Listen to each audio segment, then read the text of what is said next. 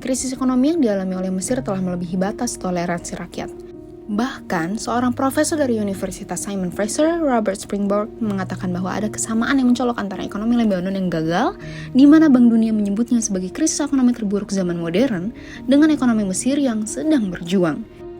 Kira-kira, krisis ekonomi seperti apa yang menimpa rakyat Mesir? Seberapa besar bahaya yang mengancam? Dan apa solusi yang diberikan pemerintah? Yuk langsung aja kita bahas di Bacain Berita Buat Kamu episode 19, Mesir dalam bahaya krisis ekonomi. Krisis ekonomi yang terjadi di Mesir merupakan dampak dari COVID-19 dan perang Rusia-Ukraina. Sekitar 80% kebutuhan gandum Mesir diimpor dari Ukraina dan Rusia. Gandum adalah bahan utama roti yang menjadi makanan pokok rakyat Mesir yang berjumlah sekitar 104 juta jiwa. Selain itu juga, hampir 30% wisatawan yang datang ke Mesir berasal dari Rusia dan Ukraina. Maka saat Rusia-Ukraina mengalami perang, perekonomian Mesir langsung oleng. Inflasi yang berkelanjutan dalam waktu kurang dari 1,5 tahun menjadikan nilai pon terhadap dolar semakin melemah. Dari 15,65 menjadi 30,9 melawan dolar. Sementara di pasar sudah melampaui 40 pon dengan ekspektasi penurunan berkelanjutan. Hal ini menyebabkan harga komoditas dan bahan makanan antara naik 2-4 kali lipat dalam setahun.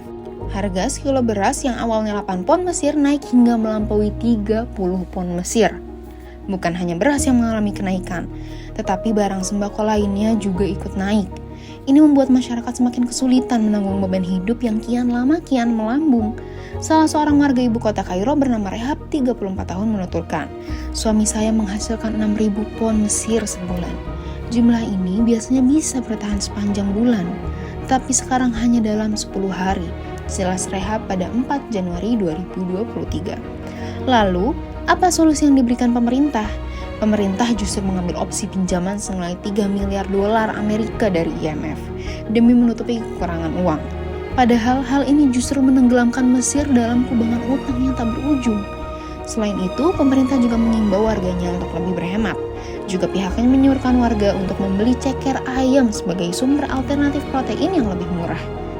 Sebelumnya, pada Mei 2022 lalu, pemerintah sempat menuai kecaman saat menyeru warganya untuk memakan daun demi menghindarkan diri dari kelaparan sebagaimana Rasulullah SAW saat terjadi pemboikotan. International Crisis Group yang berbasis di Brussel menerbitkan sebuah laporan di mana Ricardo Fabiani dan Michael Wahid Hana mengatakan saat ini Mesir berada dalam skala yang besar.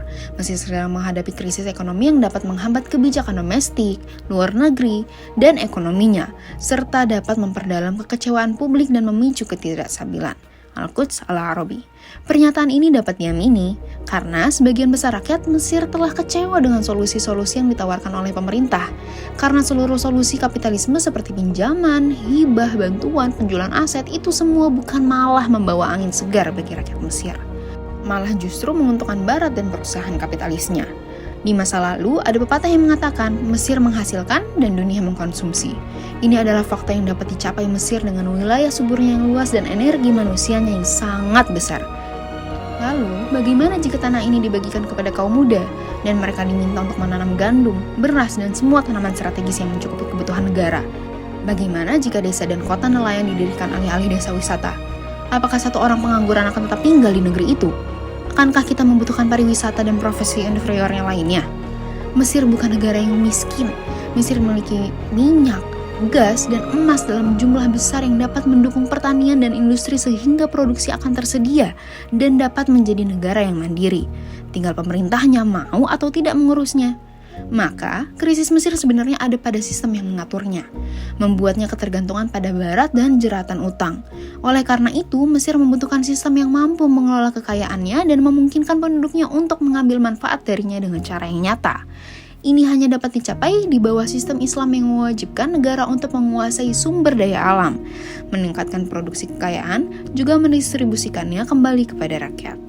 Islam mencegah negara meminta atau menerima bantuan dan pinjaman dari Barat juga lembaga-lembaga kolonialnya agar ekonomi negara terlindungi dari penjajahan kekayaan para kapitalis. Wallahu a'lam bishawab.